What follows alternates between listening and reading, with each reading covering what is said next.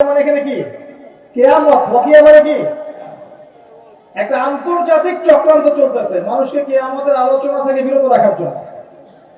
কারণ কিয়ামতের আগে আগে বিশ্বে ইসলাম ছাড়া কিচ্ছু থাকবে না। পৃথিবীতে এখন যে ফিতনাগুলো দেখছেন এগুলো হয়তো আরো বাড়বে। হ্যাঁ, এগুলো বাড়বে, বাড়তে বাড়তে বাড়তে একটা পর্যায়ে যাবে যখন মাসিহুদ দাজ্জাল বের হবে এবং দাজ্জাল তার অনুসারীদেরকে নিয়ে বিশ্বটাকে শাসন করবে। ওটাই বিশ্বের শেষ শয়তানি শাসন, এরপর কোনো শয়তানি শাসন থাকবে না। 30 বছর পড়াশোনা করে যদি আমি 30টা আয়াত শিখতে না পারি তাহলে নিঃসন্দেহে এই পড়াশোনার জীবনে আমি ব্যর্থ। ব্যর্থ না সফল? সফল। 30 বছর পড়াশোনা করে যদি আমরা 30টা হাদিস না শিখি তাহলে আমরা ব্যর্থই, আমাদেরকে ব্যর্থই বলতে হবে। আমরা যদি এতদিন পড়াশোনা করে ইসলামের বেসিক বিষয়গুলো না শিখি আমরা ব্যর্থই। ব্যর্থ না? অবশ্যই ব্যর্থ। আল্লাহ পাক আমাদেরকে শেখার তৌফিক দান করুন। এরপরে সামনে যাই। হিফজ করলে কি হবে? যারা এরকম করে হিফজ করতে পারবে, আমল করতে পারবে, হাসরের মাঠে আল্লাহ রাব্বুল আলামিন ওই বান্দাদেরকে উদ্দেশ্য করে বলবেন, ইকরা ওয়ারতা, তুমি পড়ো এবং উপরের দিকে উঠতে থাকো। ওয়ারাতিল কামা কুনতা তুরাতিল ফিদ দুনিয়া, তুমি দুনিয়াতে যেমন করে তেলাওয়াত করতে এখন সেভাবে তেলাওয়াত করতে থাকো। তোমার শেষ মঞ্জিল হবে সেখানে যেখানে তুমি পড়া শেষ করবে। কোরআন তেলাওয়াত করতে করতে আপনি যেখানে থামবেন জান্নাতের সেই স্তরে আপনাকে রাখা হবে ইনশাআল্লাহ। তাহলে কোরআনের হাফেজ হওয়ার প্রয়োজন আছে না? এছাড়াও হাফেজে কোরআনটা কিন্তু সুপারিশও করবে, তার পরিবার বর্গের অনেকের জন্য সুপারিশ করবে ইনশাআল্লাহ। যারা কবিরা গুনাহগার হয়েছে আল্লাহ পাক তাদের সুপারিশ কবুল করে ইনশাআল্লাহ ওই ব্যক্তিদেরকেও জান্নাতে দিয়ে দিবেন ইনশাআল্লাহ।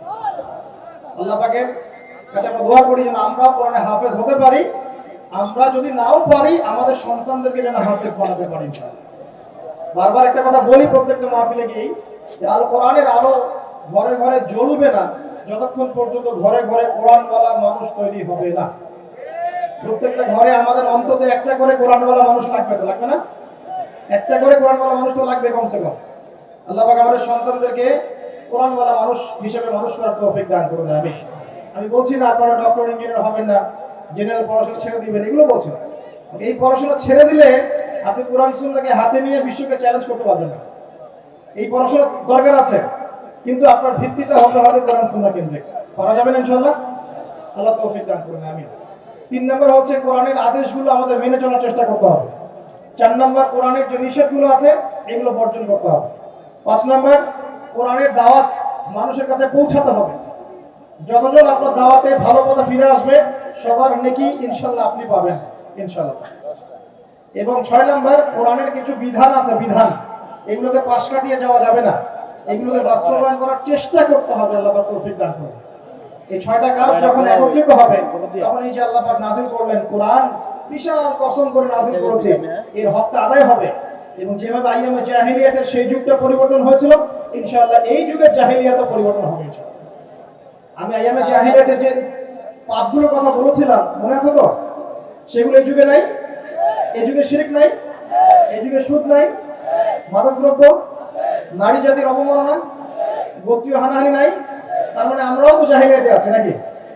নিঃসন্দেহে আমরাও জাহিলিয়াতের মধ্যেই আছি। যদি আমরা কোরআন এবং সুন্নাহ কেন্দ্রিক নবীর মতো করে মেহনত করতে পারি সাল্লাল্লাহু আলাইহি ওয়াসাল্লাম, তাহলে তিনি যেভাবে পরিবর্তন করেছিলেন ইনশাআল্লাহ আমরাও করতে পারবো ইনশাআল্লাহ। আমরা যদি নাও পারি আমাদের পরবর্তী জেনারেশন পারবে ইনশাআল্লাহ।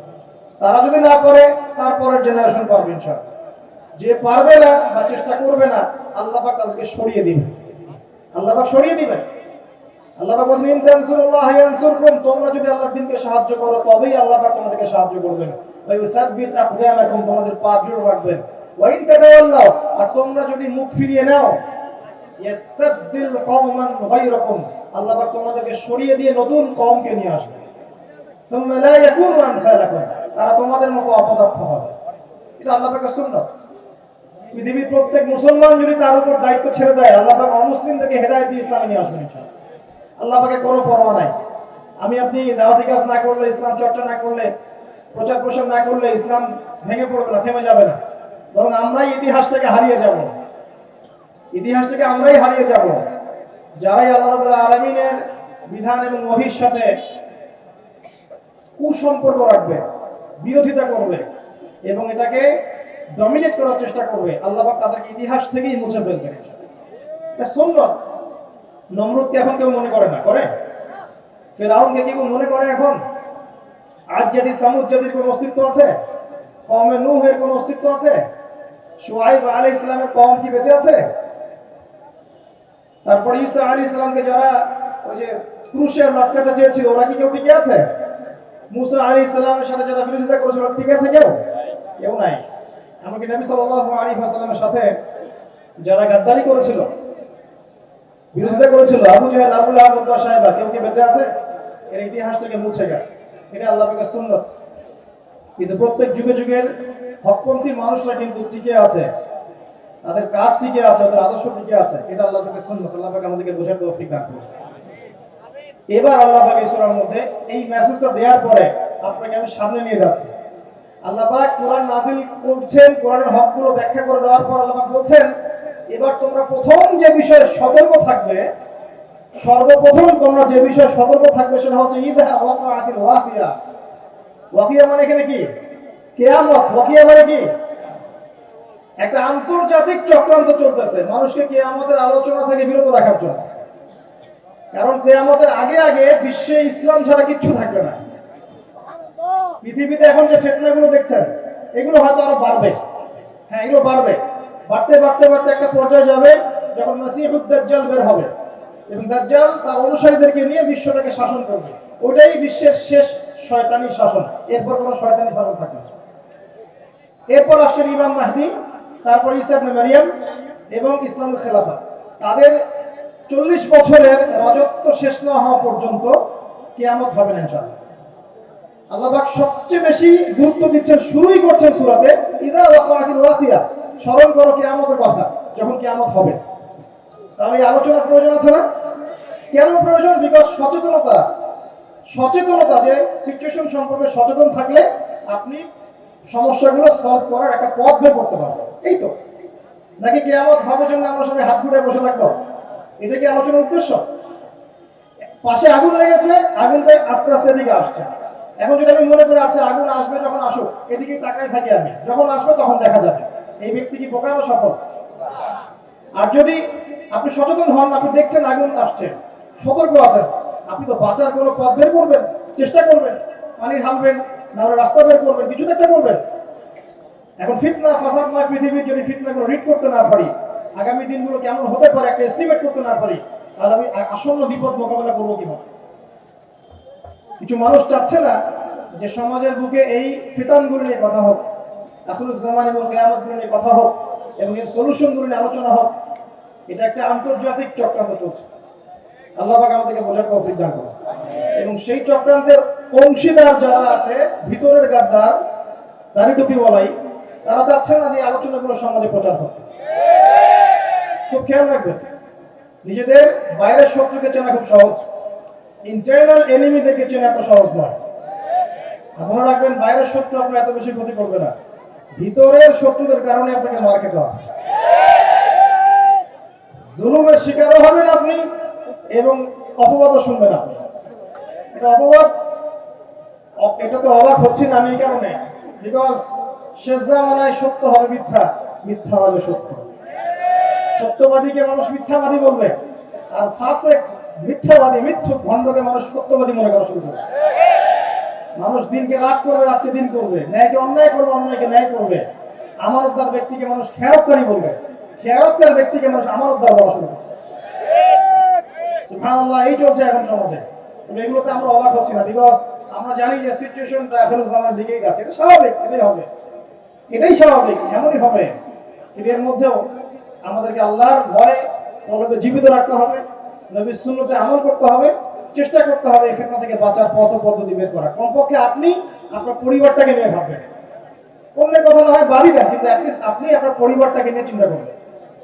চিন্তা করে দেখবেন কোন পরিবেশে আপনি সন্তানকে মানুষ করছেন, কোথায় পড়াশোনা করাচ্ছেন, আপনার মেয়েটার সামনে কোন পরিবেশ ফেস করবে, এই সমাজের মধ্যে সে কি তার ইজ্জত ধরে রাখতে পারবে?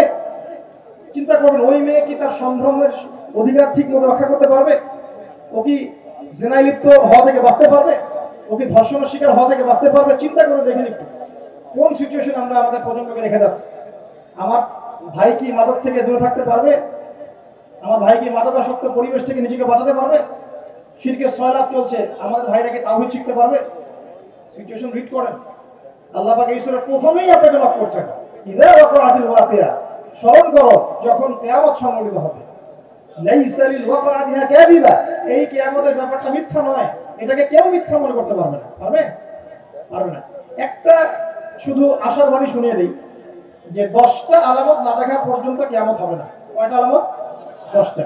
তার মধ্যে প্রথম হচ্ছে মাসিহুদ দাজ্জাল, 2 ইয়াজুজ আর মাজুজ, 3 নবী ঈসা আলাইহিস সালামের আগমন, 4 দাব্বাতুল আরদ, 5 ইয়েমেন থেকে আগুন বের হবে, 6 3টা ভূমিকম্প, পূর্ব দিকে একটা, পশ্চিমে একটা, মাঝখানে একটা, 7 এই যে সরি এটা ছিল 4 5 6 7 8, 8 নাম্বার হচ্ছে আপনার পশ্চিম দিক থেকে সূর্য উদয়, একটা হচ্ছে দাব্বাতুল আরদ বলছে।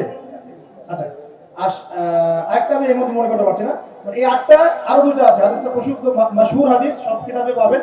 এইরকম 10টা আলামত ছাড়া, 10টা আলামত না হওয়া পর্যন্ত কিয়ামত সংঘটিত হবে না ইনশাআল্লাহ।